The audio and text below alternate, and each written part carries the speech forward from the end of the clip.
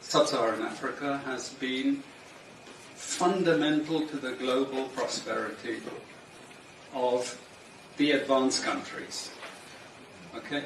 And Africa had a role to play. It has a role as a raw material producer. We will not allow Sub-Saharan Africa to escape that. Okay, we do everything to keep Sub-Saharan Africa where it is, also impoverished. It's absolutely vital for the prosperity of everyone else. So let's get clear about that. Okay, and this means all the economic structures, all the global institutions, and the economics we teach everyone is all designed to keep Africa exactly where it is. And whether it is Europe or US or now China, it's always the same. We need Africa to be impoverished because we need those raw materials and we need them dirt cheap. Okay, so that's the message. It doesn't mean to say that there's nothing Africans can do. Of course there is. Okay, but this is the opposition that they're fighting. This is what it's about. Because if Africa does do something different, I assure you living standards of all those in Europe and North America and Asia is going to fall. Okay? And that is a big price to pay. I assure you that the West is not going to allow that without a big fight. Okay, so this is what it's fundamentally about. What I want to show you is how these structures are operating. It's just 20 minutes, so we can't do very much, but just to give you a little bit of an idea. And why I keep the ideology part there is because we are part of the producers of ideology. At universities and academic institutions, we are complicit in this whole enterprise. Okay, so the job of many Western academics is to convince Africans they have to keep doing what they're doing. Okay? And to show them it's your fault that you're poor. It's not our fault.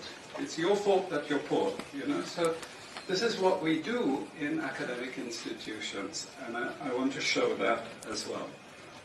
We just start. This is what it's basically about, so you know what it's about. But I want to just show you the extent to which Africa is specializing in the production of raw materials and basic agricultural goods.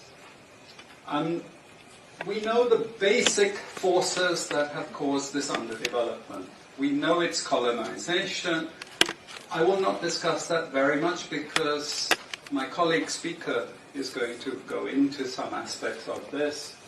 But I do want to discuss the global economic structures, the global financial institutions, and economic ideology, briefly, to give you a flavor of those.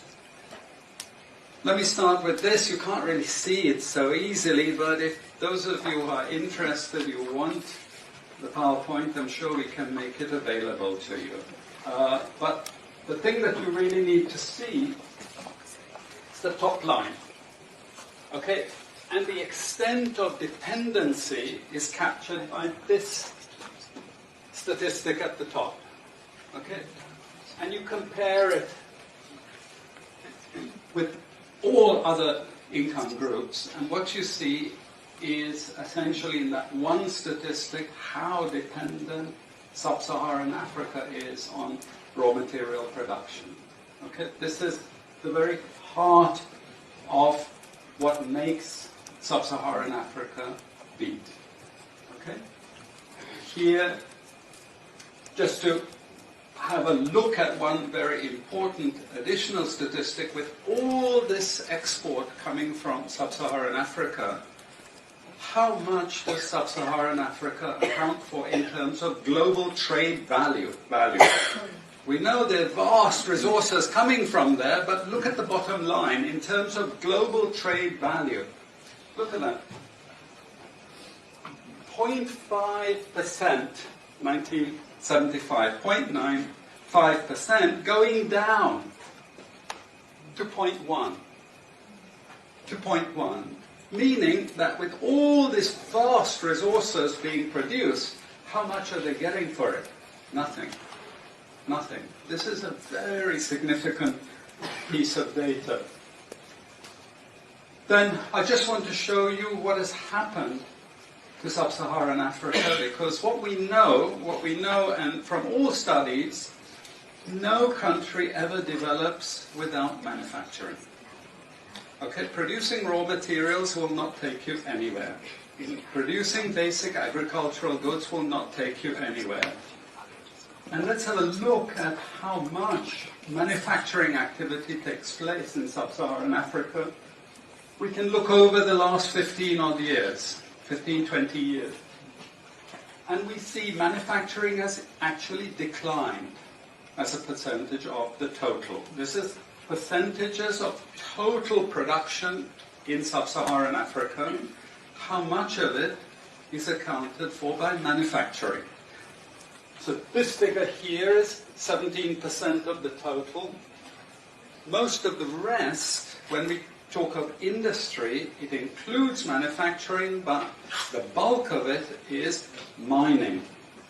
Okay? Raw material extraction. This is the bulk of it. And here we see actually raw material extraction has stayed the same. What has caused industry to fall is the fall in manufacturing production. This is deliberate because we will never, as Western economists, as Western policymakers, we cannot afford to allow Africa to industrialize and start producing manufactures. Okay, so we will do everything to stop that. And I'm going to show you how we actually block that.